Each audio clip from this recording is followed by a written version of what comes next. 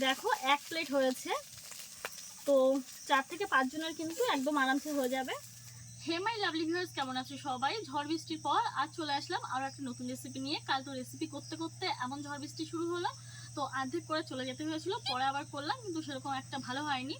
তো সময় না করলে ঠিকঠাক করে তো হয়ই না, তো তবুও আমি রেসিপিটা আপলোড করেছি। তো তোমরা কেমন আছো ঝড় বৃষ্টির পর অবশ্যই কমেন্ট করে জানিও। আর আমার তো কাল বৃষ্টিতে ভিজে খুবই ঠান্ডা লেগেছে, প্রচণ্ড গলা ব্যথা, জ্বর, আর তার জন্য বড় সেরকম কোনো রেসিপি করছি না।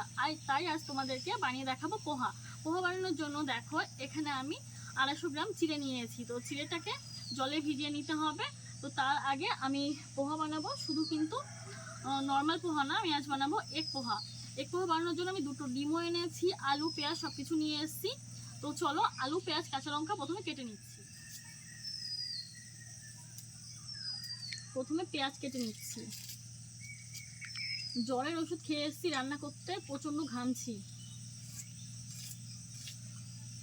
আর বাড়িতে একটা গরু আছে, একটু আগে বাঁশবাগানে ঢুকে গেছিলো, তো ওখানে ঢুকে আবার আমাকে বের করতে হয়েছে, ওটাকে জড়িয়ে গেছিলো দড়ির সঙ্গে আর বাঁশের গোড়ার সঙ্গে, তার জন্য আরও বেশি করে ঘামছি।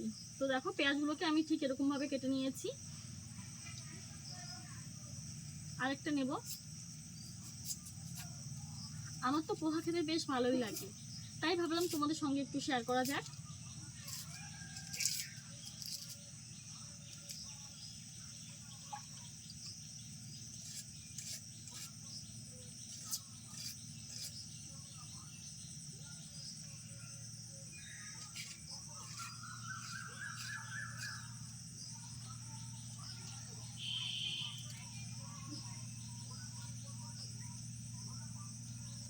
কয়েকটা কাঁচা লঙ্কা নিয়েছি, কাঁচা লঙ্কাগুলোকে মাঝখান থেকে চিড়ে নিতে হবে।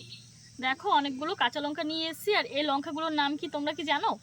আমরা তো এই লঙ্কাগুলোকে প্লাস্টিক লঙ্কা বলে চিনি, তো তোমরা কি নামে চেনো অবশ্যই জানিও কমেন্ট করে। খুব বেশি একটা বড় হয় না, কিন্তু প্রচণ্ড ঝাল হয়। আমি শুধুমাত্র চিড়ে নিচ্ছি।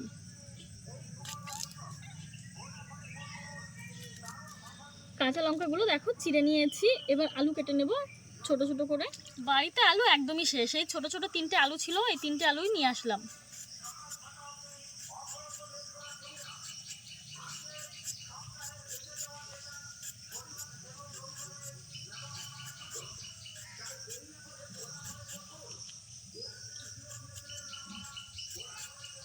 প্রচণ্ড গরম লাগছে।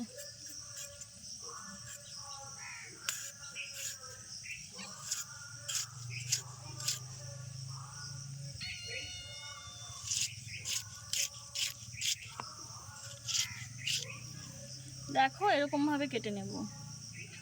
পোহা বানানোর জন্য সব কিছু নিয়ে বসে গেছি উনুন পাড়ে। আলু পেঁয়াজ কাঁচা লঙ্কা কারি পাতা সব কিছু পুরো রেডি। তো চলো এদিকে উনুনটা ধরিয়ে দিয়েছি, রান্নাটা এবার শুরু করা যাক। তো প্রথমে এখানে যে চিড়েগুলো নিয়েছি এগুলো জল দিয়ে ভিজিয়ে সাথে সাথে তুলে নিতে হবে।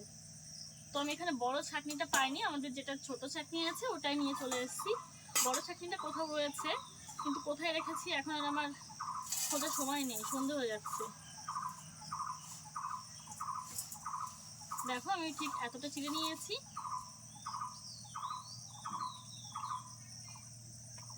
জল দিয়ে দিলাম, জল দিয়ে দিয়েছি, সাথে সাথে তুলে নেব।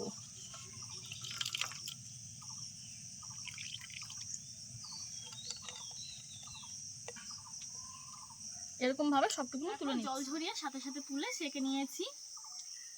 তো এখন 2টো ডিম ভেজে নেব। তেল দিয়ে দিচ্ছি, সাদা তেল। কড়াই প্রচণ্ড হিট আছে, কারণ অনেকক্ষণ ধরেই জাল জ্বলছে, আমি রেডি করে থাকতে পারছি না। ডিম তো ফাটাচ্ছি, যদি পচা হয় কি যে করবো।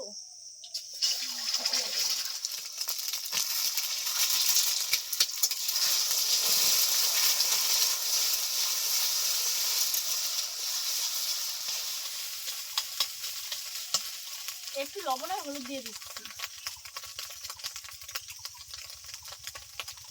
সামান্য একটু হলুদ দিয়ে দিচ্ছি।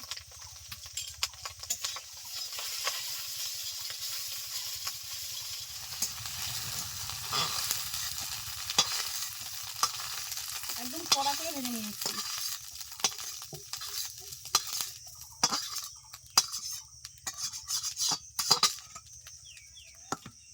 আর একটু সাদা তেল দিয়ে দিলাম।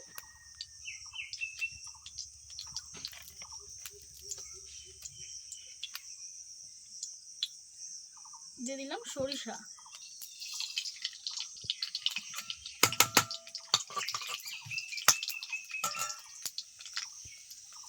দিয়ে দিচ্ছি কারি পাতা।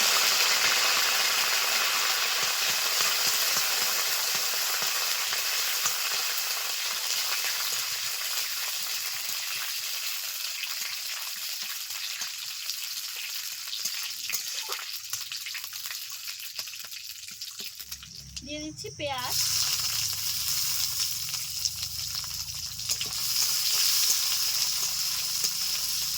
এখন দিয়ে দেবো ছোট করে কেটে রাখা আলু।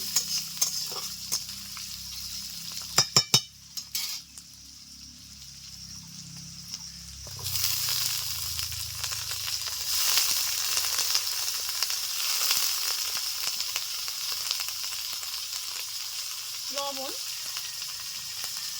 হলুদ গুঁড়ো।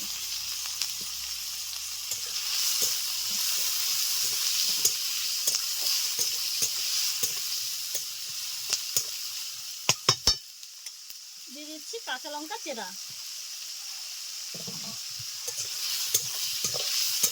আলুগুলোকে একটু ভাজা ভাজা করে নেব। দেখো আলুগুলো ভাজা হয়ে গেছে, এক সাইডে সরিয়ে নিয়েছি। এখানে সামান্য একটু তেল বেরিয়ে আছে। তো এখানে দিয়ে দিচ্ছি 1 মুঠ বাদাম। বাদামটা আগে দেওয়া উচিত ছিল, কিন্তু আনতে দেরি করে ফেলেছিল। আগে ভেবেছিলাম যে দেবো না, তো তারপর ভাবলাম না দিয়েই দেই, নাহলে ভালো লাগবে না। দেখো বাদামগুলো ভাজা হয়ে গেছে, সব কিছু একসাথে মিশিয়ে নিলাম।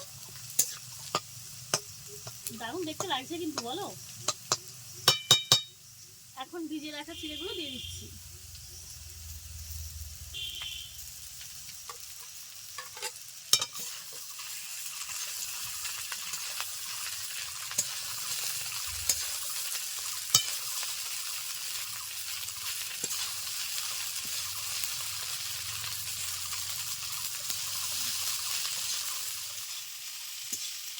একদম মিডিয়াম আছে, আস্তে আস্তে কিন্তু রেসিপিটা হচ্ছে।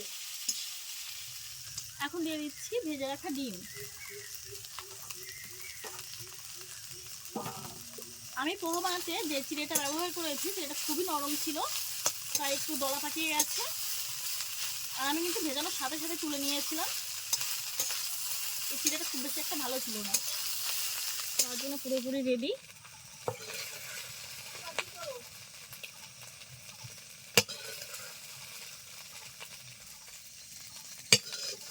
দেখো 1 প্লেট হয়েছে। তো 4 থেকে 5 জনের কিন্তু একদম আরামসে হয়ে যাবে। তো তোমরাও কিন্তু এরকম আমার মতো একদম অল্প চিড়ে আর সামান্য কিছু উপকরণ দিয়ে বাড়িতে তৈরি করে নিতে পারো এগ পোহা। দেখতেও যেরকম অসাধারণ, খেতেও কিন্তু দারুণ টেস্টি। তো রেসিপি কেমন লাগলো অবশ্যই জানিও। আর যদি ভালো লাগে একটা লাইক করতে ভুলো না, আর তার পাশাপাশি ভিডিওটা শেয়ার করে দিও অন্য বন্ধুবান্ধবদের কাছে, যাতে ভিডিওটা সবাই দেখতে পারে। আর তোমরা যদি আমার চ্যানেলে নতুন দর্শক হয়ে থাকো, এখনও আমার চ্যানেলটি সাবস্ক্রাইব না করা হয়ে থাকে, তাহলে প্লিজ চ্যানেলটিকে সাবস্ক্রাইব করে চ্যানেলের পাশে থেকো। আর যদি ফেসবুক থেকে দেখে থাকো তাহলে অবশ্যই ফলো করে পাশে থেকো। Bye bye.